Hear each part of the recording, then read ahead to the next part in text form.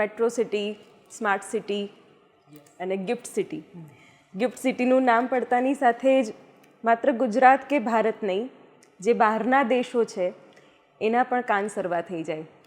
કારણ કે જે રીતે આખું પરિપ્રેક્ષ્ય અથવા તો જે આખું દ્રશ્ય બતાવવામાં આવી રહ્યું છે, અને આવો ડાયનેમિક પ્રોજેક્ટ જો ગુજરાતને મળતો હોય, ગુજરાતનો ન્યૂ ઇન્ડિયાનું જે સપનું છે એ ગુજરાતમાં રહીને પૂરું થતું હોય, કેવી રીતે જુઓ છો? કારણ કે હવે તો તમે ખૂબ નજીકથી એના વિશે કામગીરી કરી રહ્યા છો. જી, ગિફ્ટ સિટી એક બહુ વિશનરી અને એક બહુ એમ્બિશિયસ પ્રોજેક્ટ છે, જેમાં ખૂબ સારી રીતે અત્યારે કામ આગળ વધી રહ્યા છે. બહુ સિનિયર અને એક્સપિરિયન્સ્ડ જે લીડર્સ ગિફ્ટ સિટીનું આખું પ્રોજેક્ટ આગળ લઈ રહ્યા છે, અને અમને પણ આમાં એક નાનો એક ફાળો આપવાનો એક મોકો મળ્યા છે. અમારા માટે એક પ્રિવિલેજ છે.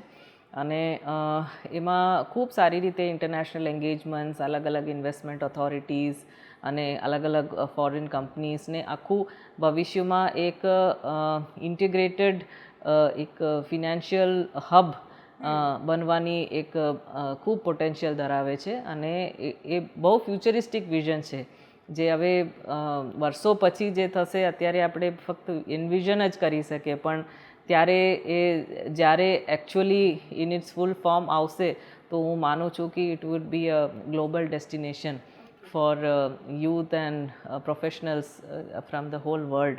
એમને ત્યાં આકર્ષિત કરશે.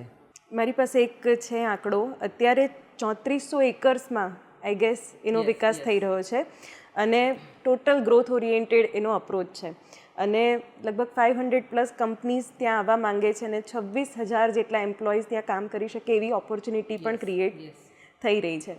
તો એવું લાગી રહ્યું છે કે ગિફ્ટ સિટી એક એવું હબ બનશે કે જે બેંગલુરુ, પુણે કે પછી હૈદરાબાદ જેવા સિટીઝને ક્યાંક બીટ કરી શકે. એનાથી પણ આગળની એક વાત કહું કે વિદેશી જે વિદ્યાર્થીઓ છે, યંગસ્ટર્સ છે, એ લોકો ભારતના વિઝા માટે રાહ જોતા હોય. શું એવું કોઈ વિશાળ વિઝન અત્યારથી આપણે એ રીતના જ વિઝનથી જ આનું શરૂઆત કરી છે માનનીય વડાપ્રધાનશ્રીએ, અને આ જ દિશામાં અત્યારે ગિફ્ટ સિટી આગળ વધી રહ્યા છે. બિલકુલ.